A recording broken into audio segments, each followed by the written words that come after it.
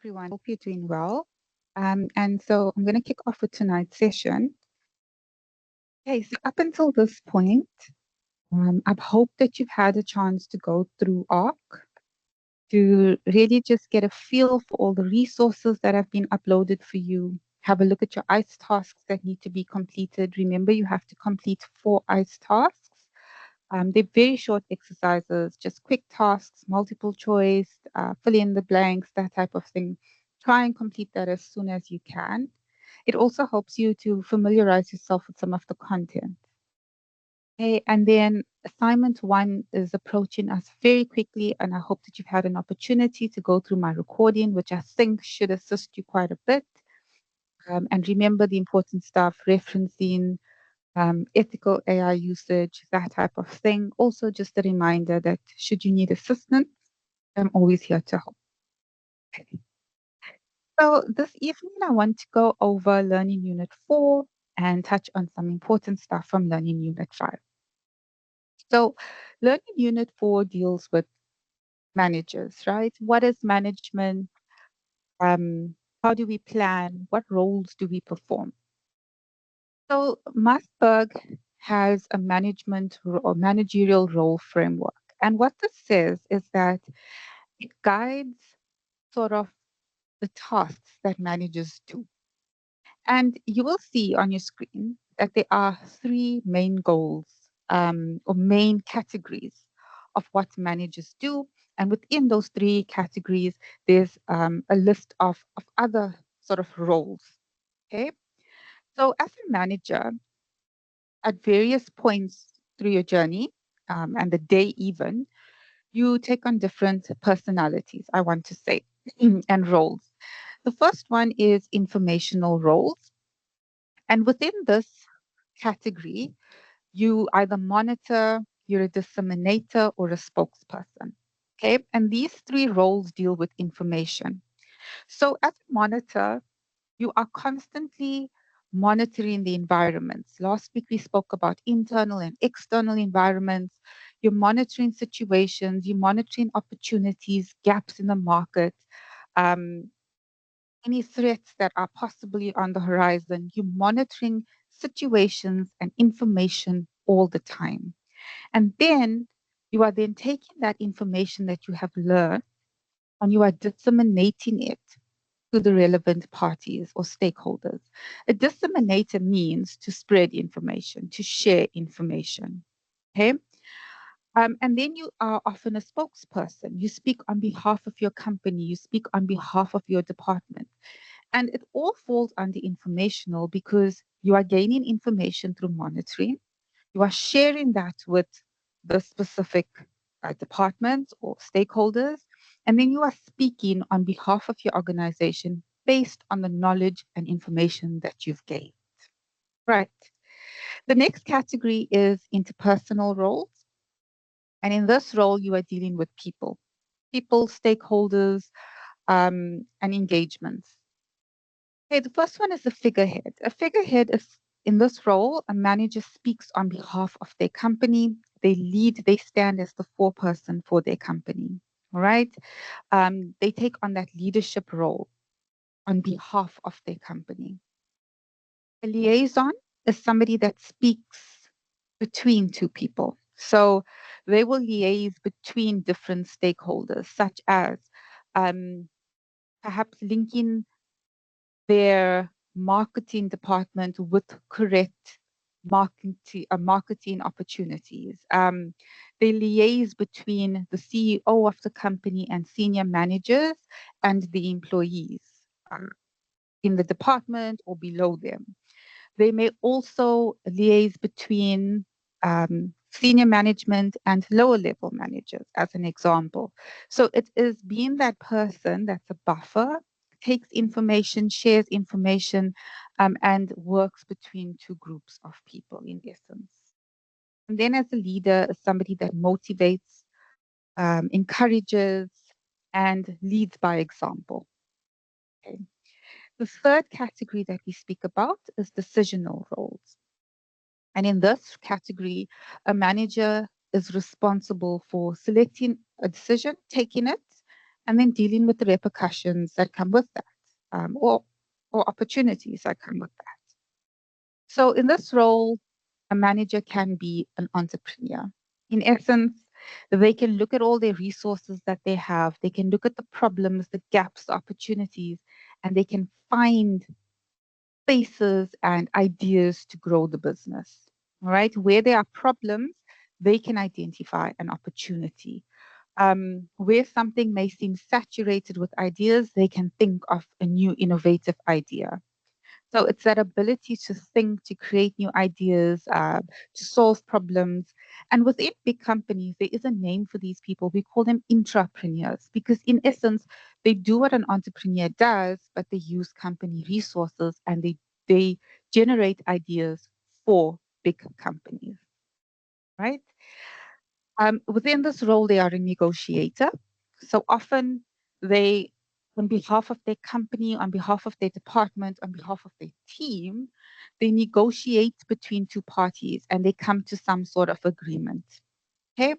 So if there's difficult decisions to be made, they will speak on behalf of their company or they'll speak on behalf of their team to senior managers and negotiate for the people below them. A disturbance handler is when things go wrong. Perhaps in their role of a negotiator, they are having to deal with top management about pay increase that their team wants. And as a result, they're not moving fast enough. And now the team decides that they're going to protest, so they're going on to strike. They have to, in their role, handle that disturbance in such a way that perhaps we get them to work until we make a decision. So you handle the disturbance and you negotiate. Okay. And then a resource allocator is this is a very, very common one. Companies have limited resources, right? As a manager, it's your responsibility to identify best products that or the best ideas that you can allocate these resources to. So, which ideas, which departments, which type of product are going to bring us and generate us the most amount of income, increase our reputation, and the wealth of the company. And you allocate the resources to those products first. Okay, so it's about identifying limited resources and how best to use it. So to explain this in a bit of a practical way, I've created a quick example. So there's a scenario, and it says the new Student Innovation Hub. A faculty manager is responsible for launching a new Student Innovation Hub that will allow students entrepreneurship workshops, support, and mentorships. To complete this role, the manager will need to complete the following tasks. Okay, so manager has to officially open the hub at the launch event, build relationships with the local business to create internship opportunities, motivate staff to support the hub, gather information from students and staff, share information with academic staff, reports to the hub on the hub's progress to the dean, resolve the disagreement between two departments, decide how to spend the limited budget, and find a creative solution when the IT systems fail, and lastly, negotiate a better deal with an equipment supplier. All right. Then the different roles that this could possibly fit in. There's a figurehead, a monitor, a liaison, a negotiator, leader, spokesperson, entrepreneur, disseminator, disturbance handler, and resource allocator. Okay.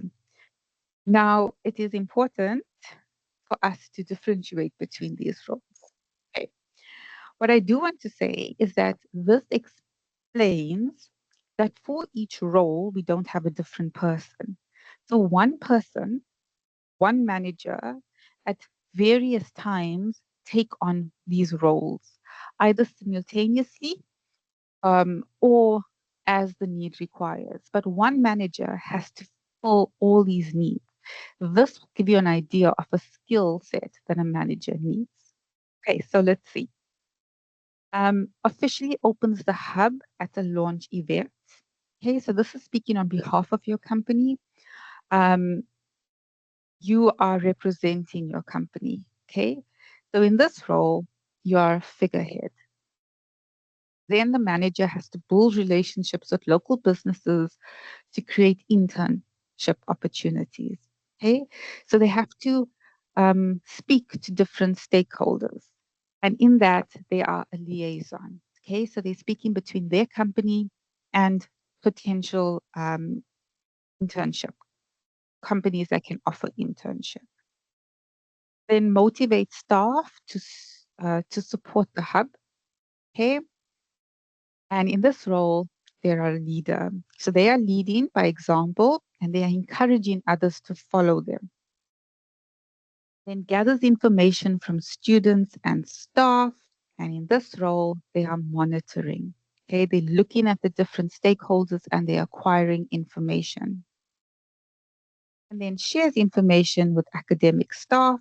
So they've got the information and now they are disseminating the information to the relevant stakeholders. Then they report on the hub's progress to the dean. So they are a spokesperson for their project. Then resolves a disagreement between two departments. This role, they are acting as a disturbance handler and decide how to spend the limited budget. Okay, so limited resources, they are a resource allocator. Finds a creative solution when the IT systems fail, and that's an entrepreneur because they are being innovative. Negotiates a better deal with an equipment supplier, which lastly is a negotiator.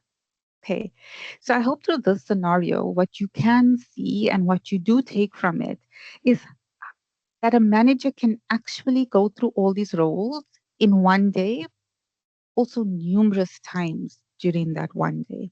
Okay, so it really gives an appreciation for the different types of skill sets that a manager needs to have within their role. And we often speak about management as a role, but it's actually various roles that they go through. Right?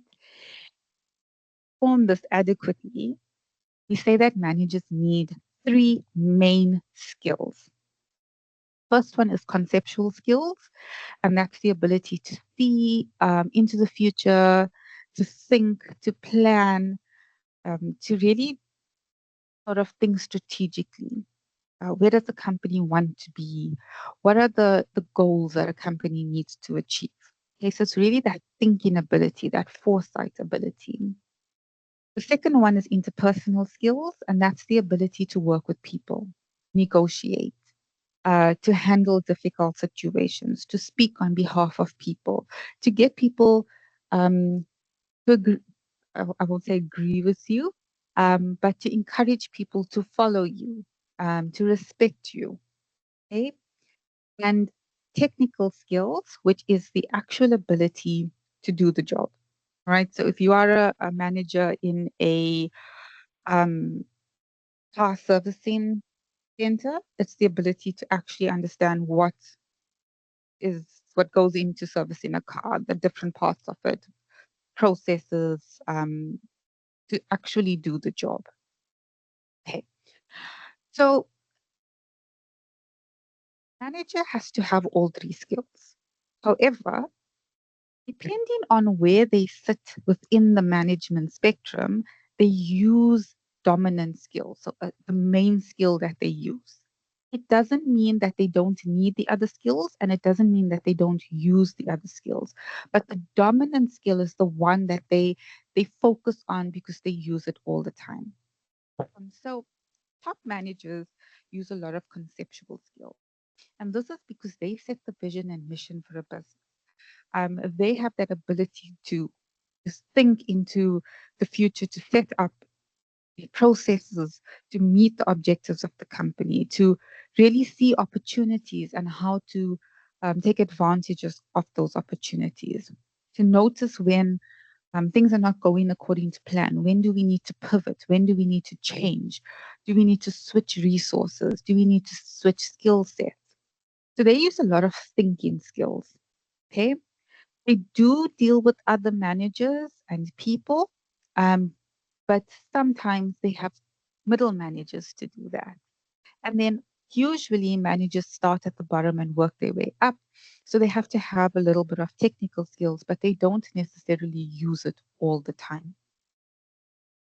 Middle managers, on the other hand, use conceptual skills and technical skills, and it's quite sort of a equal weighting between those two.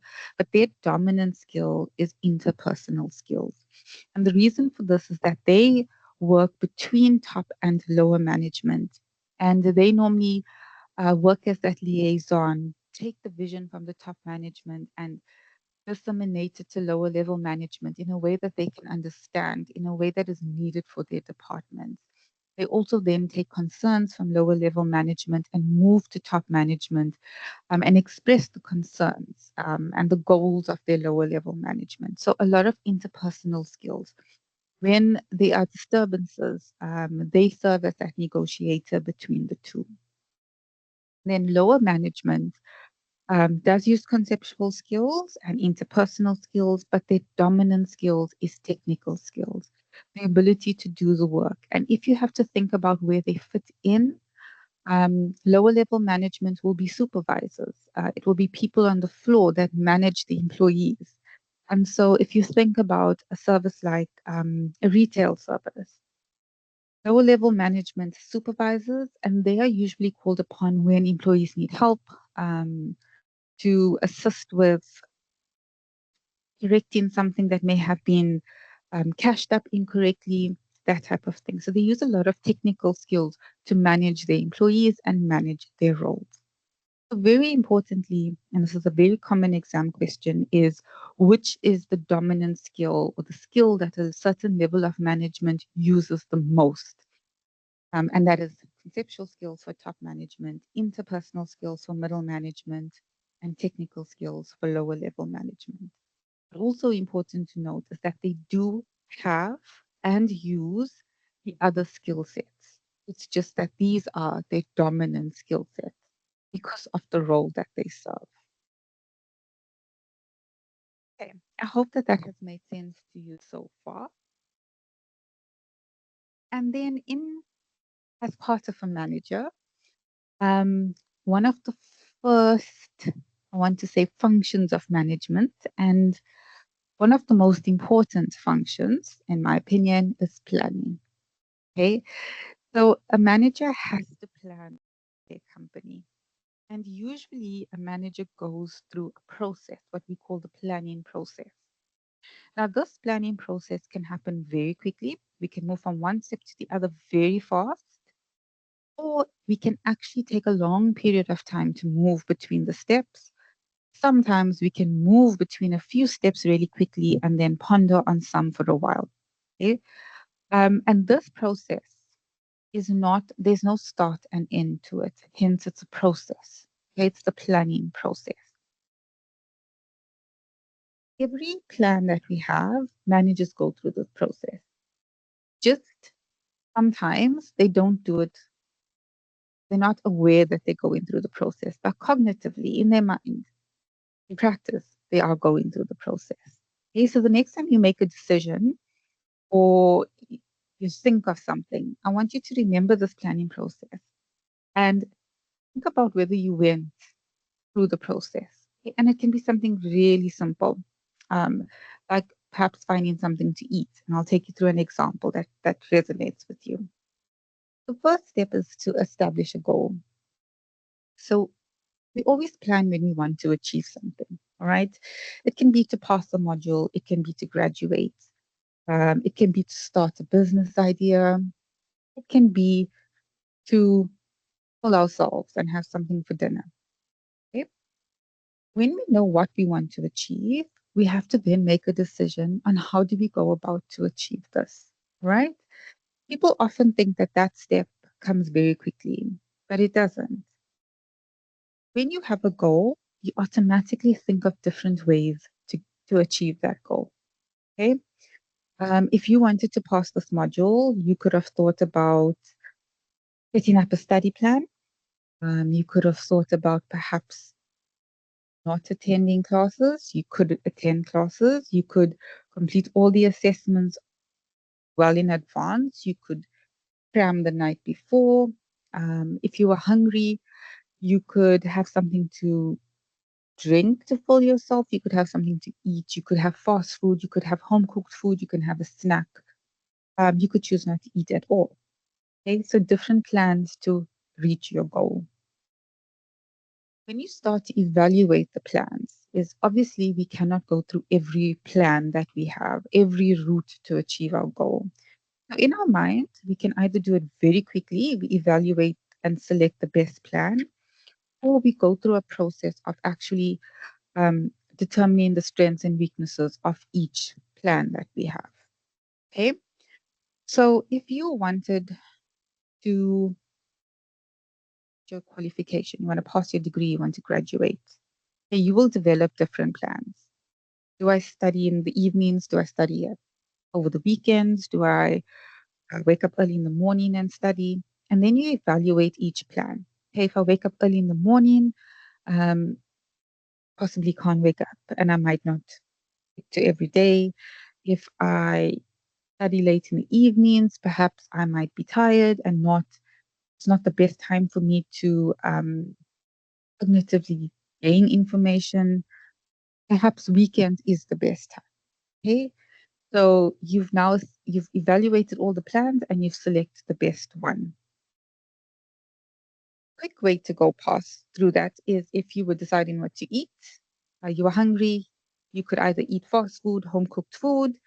Okay, if I have to cook home cooked food, it's going to take me 30 minutes. If I order on Uber Eats, probably 10 minutes. I'm going to take the 10-minute one. Select the best plan. All right. Once you've selected the plan, you put it into motion. If you decided you're going to study on weekends, you start studying on weekends. If you decided you were going to get food through Uber Eats, you put the order through. Then once you implement the plan, you then start to get the reward or the loss and you start to evaluate it. And if it's good, you try to do better. And then that's how you start the process again. If it's bad, you start to improve it. And that's how we go through the process again. So if you study on weekends and it's working, but you've noticed that, oh, you're missing out on family time or other opportunities to connect with friends, you can then evaluate and decide maybe I will study every second weekend, but then I'll put some effort in on the evenings of the weekends I'm not studying, so on the weekdays. Okay, and you start to replan. If you've decided to order food off Uber Eats, you eat it and then you realize, oh, this was really unhealthy. So I'm going to set a goal now. I'm going to work on this. And for tomorrow, I'm going to plan to cook. We start the whole process all over again. Okay. So the sort of message that I was trying to convey to you is that this process happens every day, not just for big events, not just for big goals. We go through this without thinking, without being aware of it. Okay. But it is important that for bigger goals, for high risk, for risky goals, we stop and we really do evaluate it and try to better ourselves and really put in time to go through the process because the company or with any goal, it's you're only as good as your planning. If you don't have a plan, you've got nothing to work towards. You don't know what you're doing. You don't know where you are going. And ultimately, it's a very common phrase if you don't plan, you plan to fail. And so, what I'm trying to stress is that planning process is extremely important, not just for a business, but for everyday life. Okay. So, for business, um, we sort of categorize planning into three categories: strategic planning, tactical planning, and operational planning. Now, strategic planning is at long-term planning, the long-term vision, the goals. Where do I see myself in the future? Where do I see my company in the future? And so we're talking about 5 years or more.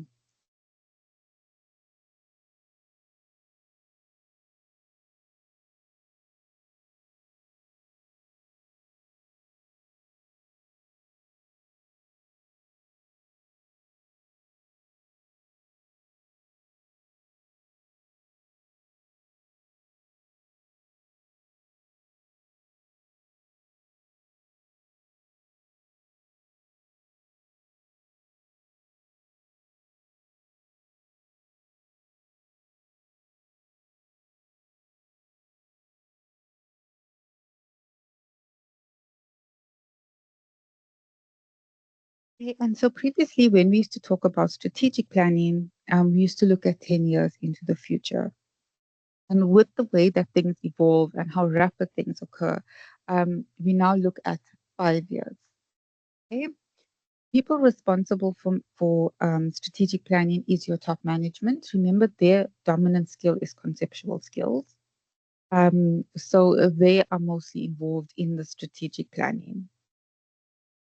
Okay, the focus that strategic planning takes is looking at competitive advantage, organizational growth. It looks at positioning your business as a leader. How do we get competitive advantage within the industry in which we are working? Okay, so strategies and plans that go with this, and this is different types of plans that a business can use to obtain strategic planning. Okay, is your business level, which is what you do with your business internally. Cost leadership to be the lowest cost provider, but then obviously you reach a larger audience. To be to differentiation, which means to offer different products to cater to a wider audience. And focus is where you focus on a certain segment of the market, whether that be a niche, really up market, lower, whatever it is, but your focus is only on a certain type or segment of the market. Okay. Corporate level is growth, integration, and defensive strategies. Okay. In terms of growth, it's when you start to really acquire different companies, either within the supply chain that you're working in. And then your defensive strategies is really the types of strategies that businesses engage in when there's no other option. And that sometimes it's retrenchment, closing off businesses, restructuring, those type of things. Okay, your second type of planning is tactical planning. And this really takes the long-term plans and puts it into a departmental focus. So what your middle level management usually engage in tactical plans and it's medium-term goals of 1 to 3 years. They then take the goals that your top management has set and they break it down for their department. So what does this mean for my department? Um, if the long-term goal is to be the sort of the let's say, highest performing company within the industry. What does this mean for me as a marketing manager? What does it mean for me as a finance manager? What does my team have to do to contribute to achieving that ultimate goal? And then the focus there is really on resource allocation and coordinating all their resources in such a way that they can achieve those goals. Okay. Plans are usually for the department. So, what are departmental goals? How do we achieve the long term plans? What resources do we need? What budgets do we have? How do we allocate it to achieve those goals? Then, operational planning is also known as your day to day plans, very short term. It can go from how do we get through today to where do we want to be within the year. And these are plans that your lower level managers or supervisors engage in. And the focus area here is really to be efficient and to get through the tasks in the best way that they can. And usually the strategic plan is broken down into tactical plans. And then the tactical plans are actually broken down into operational plans because as we um, achieve the day to day plans, we achieve in the medium term plans, which in turn is achieving the long term plans of a business. Okay. And here they have single use plans, which is programs, projects, budgets, things that we use. Once that project is over, we don't look at it again or that we move on to the next plan. And then we have standing plans like policies, procedures, rules, ways that we do things that have to be in place. And then individual plans as management by objectives. And this is really breaking it down for each individual.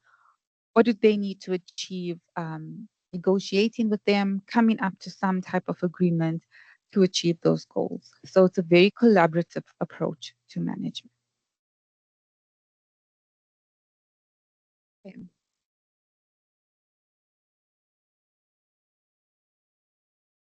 To explain this, I'm going to use a scenario. A new app designed by a student startup is launched with big excitement. Launch day, the service crashed within the first hour because too many users log in at once. Only two customer service staff are available and they're overwhelmed with complaints. No backup plan exists, so the app stays down for the whole weekend. Marketing had promised discounts and giveaways, but stock isn't ready. And by Monday, social media is full of frustrated students and many delete the app. Okay. Where do you see lack of planning here? And what could the team have done differently to prevent this? Okay, so there's various areas here. You can see that the event was well thought out, but there wasn't plans for failure. Okay. And if they had started that planning process where goal was to run and launch the app successfully, but they looked at different ways and different things that could have gone wrong, the requirements and resources that they need to launch this, to ensure that uh, each team, each department spoke to each other so that what the promises one department was making, they could deliver on that. And very importantly, to have somebody that was leading the project, somebody that was held accountable for the project, somebody to make sure that in order to achieve what we needed to achieve on launch day, there were people put in place, resources put in place, and plans so that it happens. Okay.